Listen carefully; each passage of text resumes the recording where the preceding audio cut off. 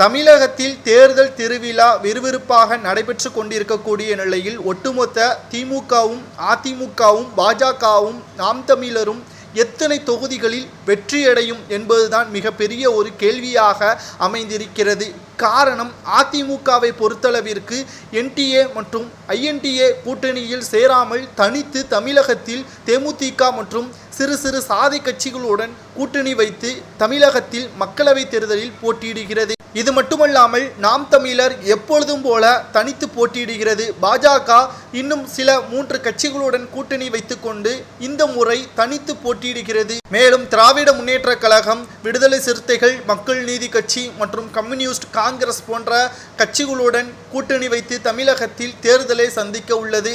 ஆனால் ஆட்சியில் இருக்கக்கூடிய திராவிட முன்னேற்ற கழகம் தமக்கு சாதகமான கருத்து கணிப்புகள் வெளியிட்டு வருகிறது. காரணம், மக்கள் வெற்றியடையக்கூடிய கட்சிக்குத்தான் ஓட்டு போட வேண்டும் என்று சில கொள்கைகளும் அவர்களுக்கு இருக்கக்கூடிய நிலையில்தான் தனது உளவுத்துறையை பயன்படுத்தி கொண்டு அனைத்து வகையான சினிமா மற்றும் செய்தி தொடர்பான நிறுவனங்களை சந்தித்து திமுக வெற்றி வாய்ப்பை எட்டியுள்ளது என்ற கருத்துக்களை வெளியிடுமாறு பல நிறுவனங்களுடன் பேசி அதற்கான ஒப்புதலும் நடைபெற்று இருக்கிறது. ஆனால் உண்மையை பொறுத்தளவிற்கு இந்த முறை மக்களவைத் தேர்தலில் திராவிட முன்னேற்ற கழகம் 20% தான் வெற்றியடைய வாய்ப்புகள் இருப்பதாகவும் நாம் தமிழர் மற்றும் பாஜக மிகப்பெரிய ஒரு மாற்றத்தை இந்த மக்களவை தேர்தலில் எதிர்கொள்ளும் என்றும் தற்பொழுது கருத்து கணிப்புகள் வெளியாகி இருக்கிறது. இந்தியா டுடே நமது சேனல் மூலியமாகவே பல கருத்து கணிப்புகளை நடத்தினோம். அதில் முக்கியமாக திமுக வெறும் வெற்றி வாய்ப்பை எட்டுவதாக நினைத்து கொண்டு கற்பனை கோட்டையில் வாழ்கிறது என்றும் இந்த மக்களவை தேர்தலில் மக்கள் சரியான தீர்ப்பை வழங்குவார்கள் என்றும் கூறப்படுகிறது. மேலும் யாரும் எதிர்பார்க்காத வகையில் பாஜக இந்த மக்களவை தொகுதியில் ஏற்பாடுகள் அனைத்தும் தீவிர பிரச்சாரத்தையும் கிட்டத்தட்ட 14 முறைக்கு மேல் பிரதமர் மோடி அவர்கள் தமிழகத்திற்கு வருகை தந்திருக்கிறார். காரணம், தமிழகத்தில் பாஜக மிக முக்கியமான மாற்றத்தை ஏற்படுத்த வேண்டும்.